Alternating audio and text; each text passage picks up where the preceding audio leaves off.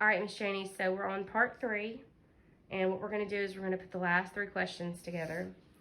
So what are some specific research and readings, tools, resources, or training you might use to further your cultural competency as an educator? I think the school should help with conferences and trainings throughout the year to help the teachers learn about the different cultures. Okay. And what will it look like to have cultural inclusivity in your future classroom? It will look great. I would just love to put the kids in small groups so they can learn about one another, talk about their different cultures, and learn from each other every day. I like that. All right, so how will you ensure that you are respecting students as individuals with differing personal backgrounds and various skills, abilities, perspectives, talents, and interests that do not align to your own personal spiritual beliefs and moral values? I would do so by treating each child different, like learning about their culture to teach me more as well as I teach that student.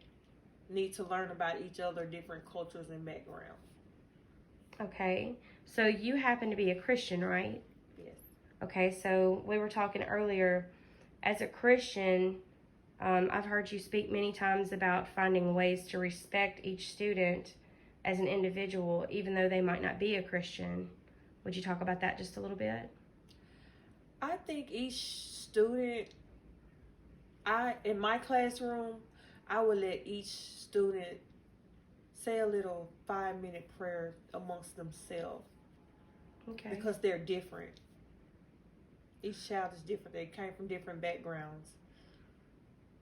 All right, and the other thing we were talking about earlier, we were talking about you have a family of 10, right? Yes. All right, when it comes to your larger family, tell us about the diversity in your family alone. In my family alone, I have 10 children. 6 boys, 4 girls. And I have to treat each one of them different. Like they're all different. Neither one of them is the same. All right, and you even said something earlier about Taco Bell, because we were talking about equity and equality and how it's different for each child and it's different even in your workplace. Yes, in my workplace, it is very different also. Like, I work with a lot of teenagers, and they come from different backgrounds, different cultures. So they are different. And when I work with them, I have to understand their backgrounds and where they come from. And they're all different. So you are managing these kids basically at work. Yes. Okay, so when you're managing them, how do you think that is going to help you when you become a teacher? I think managing those kids today would make me a better teacher tomorrow because it's already like I'm in a classroom setting, but it's like a on the job setting because I'm willing, understanding.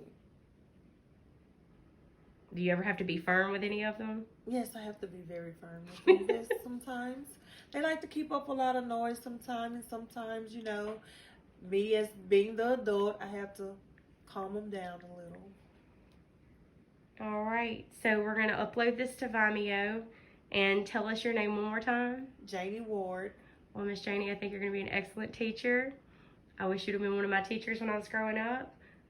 And thank you for this interview. Why, thank you.